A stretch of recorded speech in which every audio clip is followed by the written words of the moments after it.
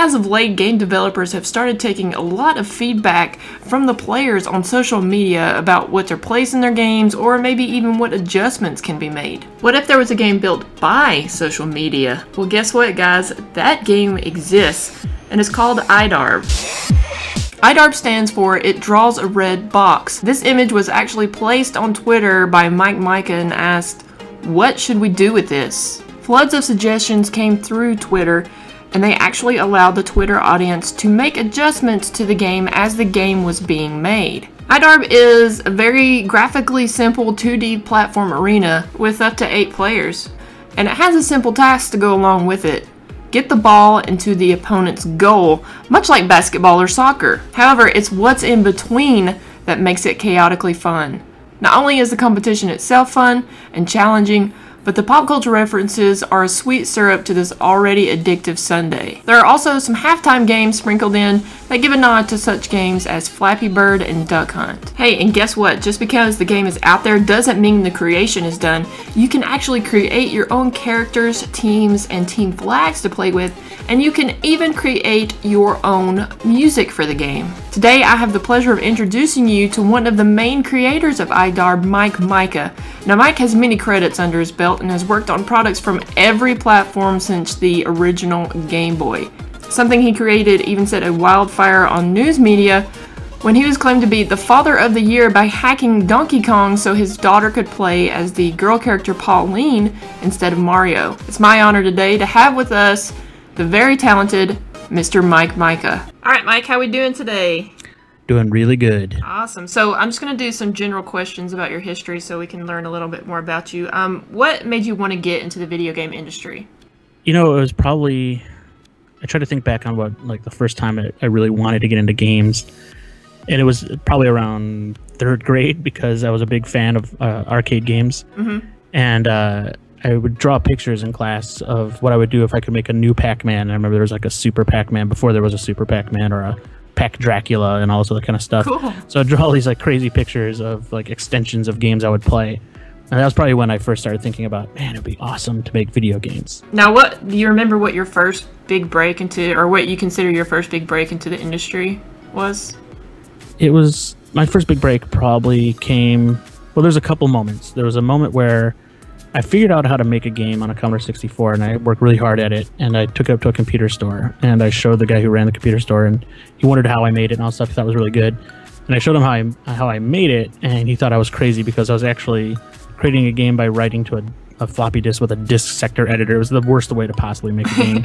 And so he gave me a piece of software. He said, "This is going to change your life." And it definitely did, because I learned how to actually write games the correct way. And it was a compiler. And I felt like I could make a game a week pretty much with that. And so I started making tons and tons of games, and I would sell them at that local computer store. And that kind of gave me the bug, basically, to make software and sell it. And then my first real big break came when some friends of mine and I all went to a consumer electronics show in Vegas, and where our main goal was to try to convince any hardware manufacturer that we were a game developer and give us hardware so we could make a game. And we asked everybody. We went to 3DO, we went to SNK, we went to Sony, all stuff. Sony early at the time because they were just announcing the PlayStation. And it ended up convincing Atari, who had the Atari Jaguar, which wasn't doing very great, but it was, at least they said yes, and they gave us hardware, and we started working on games for them. That was probably my big break, because at that point we could show people demos and stuff that we're working on a real piece of hardware and a real game system, and we could get in the door with that. What's something that you've accomplished in the industry that you consider to be most significant? The most significant thing I've worked on probably in my career is actually the game I just launched, which is IDARB. Right. And it's significant because it was such a weird production. It was a game that I've kind of exposed the game development out to a large audience and incorporated ideas from all over the place, and it was really rewarding, and it paid off in that when it launched. We're now over, I think we're almost 1.2 million in a week and some change. Wow. And it's been doing gangbusters, and it's a project that I really enjoyed making, and it actually paid off for that. Yeah, that kind of speaks volumes, because you have a lot of games under your belt. You got a pretty big resume. So what's the biggest lesson that you've learned in your career? To listen. That's the biggest, because even when I was making games on my old Commodore 64 computer with my friends, The best work that I'd ever done, even back then, the best games I made on that thing were when I listened to my friends and what they wanted. And so it's really easy to not listen, and it's really easy to get jaded and not want to listen to people. But the minute you just listen and pay attention, and even if you disagree with stuff and you're willing to try things out, that's when you start doing your best work. So was that kind of lesson the inspiration for IDARB? Absolutely. In fact, probably a few steps before that, I had done this hack a couple years ago. My daughter wanted to play as the girl in Donkey Kong. Yes, Father of the Year. Yeah. And the response to that actually opened my eyes up a bit. I realized that the ideal situation for me would be to work on something where I can give anybody the ability to be whoever they want in a game and try to make that empowering and something really fun to do. So IDARB, I think at one point during that production, I leaned heavily on that experience. Now, it's kind of a scary thought to leave a game up to the public. Why did you want to do that? It's really weird because I kind of started it to get away from the too many cooks in the kitchen situation of working with so many different publishers and partners, where you start a game up, you have an idea, and then more people pile on, and the next thing you know, it's like 20 voices are shouting what they think is the direction the game needs to go. So I was like desperate to try to build a project where I didn't have to have that and no noise and just do what I wanted to do. But then the moment I tweeted it out and I started hearing ideas from people that were actually pretty funny, for some reason, I got really interested in the idea of trying to make those dumb ideas work. And so I just went right back into what I was trying to avoid. And it ended up working. Luckily, it ended up working really well. Now, did you take the suggestions? Did you take the exact suggestion from the people, or did you kind of morph it into your own thing for the game? My friend Aaron has a list of how he describes crowd designed games, and he had like 3 or 4 different things. And the one he put IDARB under a category called monarchy. And that's probably the best way to describe the crowd design approach. It's more of a monarchy in that people bring the idea to a person or a team like us, and the idea could be crazy, it could be whatever, and then you decide what's the best way to interpret that idea that will be beneficial to the game and those who are playing it. So a lot of the ideas would come to me that would be like, I want a giant robot that blows everything up on screen. And you're like, well, that doesn't really sound fun because of it's unpredictable and all that sort of thing. But at the end of the day, we knew that what he was really asking for, he or she, was that they just wanted some robot in the game and to do something. And so I would interpret that when I was implementing it to at least try to satisfy the request, but also not harm the best bits about what was being developed and working. In some cases, we threw things away. Like there was a moment where everybody was running around shooting at each other. It was more like Towerfall. Okay. And then a suggestion came through that was saying it would be a lot more fun if you were chasing something and trying to get control of something. And in my mind, that was like a ball. So we put a ball in there. Changed everything. We got rid of the guns, and we threw a lot away when we did that, but it was ultimately for the better. Cool. Now, how many people did it take to make the game? I think we have like 11 people here in the studio. There's a core engineering group, so that was basically Kevin Wilson, who does, he helped me get the whole platform together. If it wasn't for him, I wouldn't have a thing to write in. And then I did all the gameplay, generally the gameplay coding, and then ideas and art and everything from everybody here in the studio during the whole process. And everybody here played the game. We were playing it almost on a daily basis for a while, and I would just collect notes of everybody playing here and making sure that everything we were doing was working. And then, try to iterate on that at night. It was pretty fun. Yeah, and you guys can make sure to check out the awesome credits video. That song is amazing. These are the people who made the game you're playing. They worked really hard, sometimes day and night. That's Bob Baffy, by the way, who I've been making games with since high school. Oh, wow. That's and awesome. Kevin Wilson, who I worked with on the engineering for this, I remember when he was born, he lived down the street from where I lived in Michigan. So it's just kind of the game was built by a bunch of friends, people who knew each other for a long time. Now, did you have any expectations at all going into IDARB? Oh, none, actually. It was so organic that I had no idea if we'd even be looking at it anymore a week from whatever time during the line. I remember talking to Chris Charla at Microsoft at one point, and I was just like, I don't think anybody's even going to like this thing because it just doesn't make sense. It doesn't really make sense to me, and I've been working on it forever. And so I would have these like small little moments where I'd be like, why are we doing this? I don't see why anybody would even care. And I would have those quite a bit. But every time Yeah. we take it to a show or some sort of live event, we'd always have a crowd around the game, and it's like no better validation than people coming back and wanting to play it over and over. But even then, I was still doubtful because I'm like, I've been at shows, you show a game, they always look good at a show, and then it comes out and people are, polarized on it or whatever. But this was just a weird, oddball thing, and every step of the way, I always had doubt. But I'm really surprised. Once it launched, it was really surprising. Now, how does it feel to have something that you've created and see it on the Xbox One? It's really cool. We're such a small team, and an Xbox One, I think this generation particularly, in my mind, when these systems launched, I thought this is kind of the end for small teams to really make a mark on these systems, because the kind of games that can be made on it are like gigantic productions, and they're amazing, and also stuff like people who buy one of these devices, why would they want to buy a small indie game?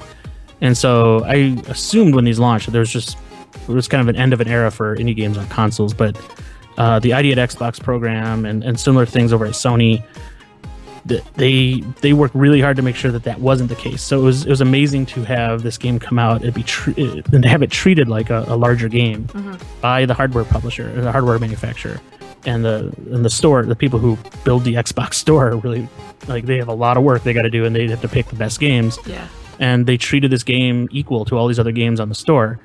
So it's amazing to see that, because this thing that's always been kind of like this weird oddity, even internally as we're making it, to get the attention it did, and very early. We showed the game probably a month after it was, or 2 months after it started. Oh, wow. And Microsoft showed the game at GDC, and they put us next to like Titanfall and these other games. We felt really weird and like the odd man out, but they put it next to all these great games. And here's our little prototype game that we've been working on for probably really 2 weeks worth, really. And it was just such an odd thing, but they knew pretty early on that we had something probably before we even did. So it's been amazing to me. It reminds me of the first time I had a game. When first time I've seen a game I worked on in a store, like physical store. Right. That was a remarkable time. It was a Game Boy game, and to have that same feeling now with this, it was very awesome. I still have my Game Boy, the first one. Still works. It's a great little device. Yeah. I love it. When you release a game, do you have kind of a ritual that you do after it's like finally, well, not said and done, because I'm sure you guys still do work on it, but after it's done, you go grab a drink or try to look for reactions and videos first? What do you usually do? It used to be that way. It used to be like games ship, take some time off, get some drinks, go hang out, and try not to see each other for a long time, because you probably were fighting the whole near the end of it. But this time around, it's just the work didn't stop. We shipped it. We could actually watch the game being streamed the moment we put the first early access code out there. Oh, wow. And so we were seeing things that we needed to fix. We knew we had to move forward. So there was barely a moment to celebrate. And even as it started to take off and things were going really well and all stuff, it seems like the better it does, the more work we have to do, because we know there's things we have to build, we know there's things to fix. And so we really didn't have a moment to ourselves to kind of take it in. It was just more or less get right back at it. Right. How about now? Are you good now? No, now it's even worse, because we have a Game Developer Conference coming up, and we're going to have some news there. And then not too long after that, we'll have E3 hitting us, and we got to have some stuff ready for that. So awesome. There's no slowing down, no rest for the wicked. So other than the budget, what's different about making an indie game versus a game with a big studio behind it? You can take huge risks because there's nothing you're going to lose other than what you put into it. So for us, if something came through, we're like, this is just what we have to do.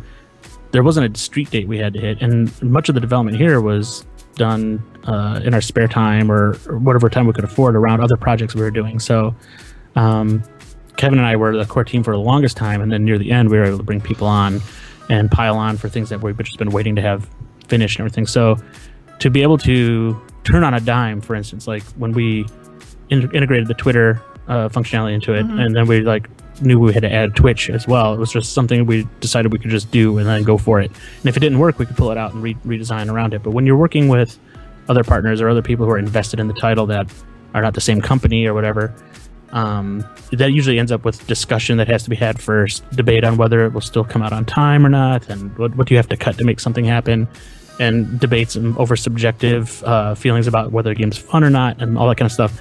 With all that out of the way, it was so much more I don't know, probably more like relaxing of a process. More fluid. Yeah. More fluid. Yeah, it was way more fluid. We could be completely dynamic, and we could be completely agile. What's your favorite thing that you've seen created from IDARB? It can be either in-game or kind of outside game content. Well, there's a few things that I'm really excited about. One, I love what people are doing with the music editor. I'm not really good at music. My friend Bob's way better than I am, but we put in the music editor really late in the game. It was just something that I think it was probably just a couple of weeks before we shipped it. We're like, we should put one in. And so we put that in, and to see the kind of music and stuff that people are creating, it just blows my mind. And two, I'd probably say the external tournament organization that people are doing around the game. Yep. Is blowing my mind. It's awesome to see these tournaments going on, and they're just organized in their own unique ways. There's tournaments even being done in local situations with like bars and all that stuff. That's awesome.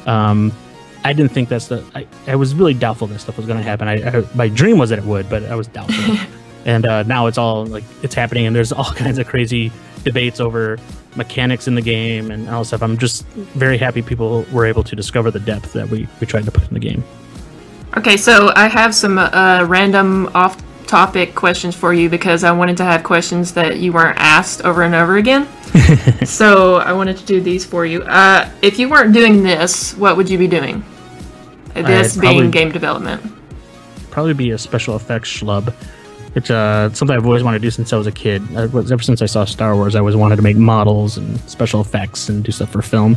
In fact, I went to college to get a film degree, and they shut down the film school probably 3 years in, so I had to switch over to an English major just to be able to graduate. And but every step of the way that I thought I would be going into film, I was just so much better at making games. So describe your most embarrassing moment in 3 words.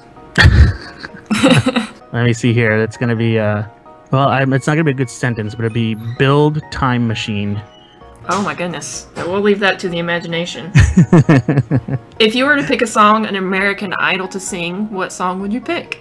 Here's the thing. I listen to a lot of soundtracks, but I don't listen to like Broadway or any kind of stuff. I listen to just orchestrated stuff, and that's like my favorite stuff. But I did have a time in my life where I would listen to a lot of hair bands. And I would probably say I forgot what the song was called, but it was John Bon Jovi did a song for Young Guns.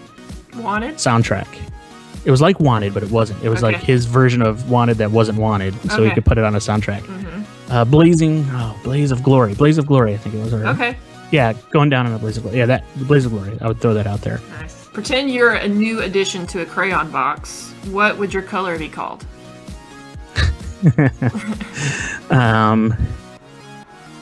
Pancake beige. Oh my goodness, that's a good one. I've seen videos with your home. I don't know if you've changed where you live, but I'm a stalker. So I've seen videos where of your home and your gaming memorabilia collection, all your collection of stuff. Yeah. So what's your favorite piece of gaming memorabilia that you own? I have a signed original Atari Pong board, like motherboard for a Pong, signed by Nolan Bushnell and Al Alcorn, and it's inside of an Atari Pong cabinet, which is awesome. So it's like, it all still works. And the thing that I thought was kind of nice about that is I had the board and I had the Pong, and I brought it to an event where I knew Nolan and Al Alcorn would be. And when I asked Al to sign it, it was amazing because he lifted his glasses and he had to make sure that it wasn't a pirate board first before he signed it, because it was so prevalent back in the day for people to pirate that board. So it was just awesome, great opportunity to meet those guys and all that stuff. And that's probably my favorite down there. Awesome. Well, that's all the questions I have for you. I really appreciate your time, and thank you so much for coming by. Look forward to maybe some cool announcements that you're going to have soon. Yes, keep your eyes open and ears. Over the next few weeks, we'll be showing some stuff off. Awesome, thank you. And I guess I'll see you outside of the house since you're stalking. Yeah, I'm right in the bushes right now. We're doing this interview. I'm in your bathroom. Oh, that's so creepy. All right, thank you so much, and I look forward to your upcoming projects. Thanks a lot. Take care.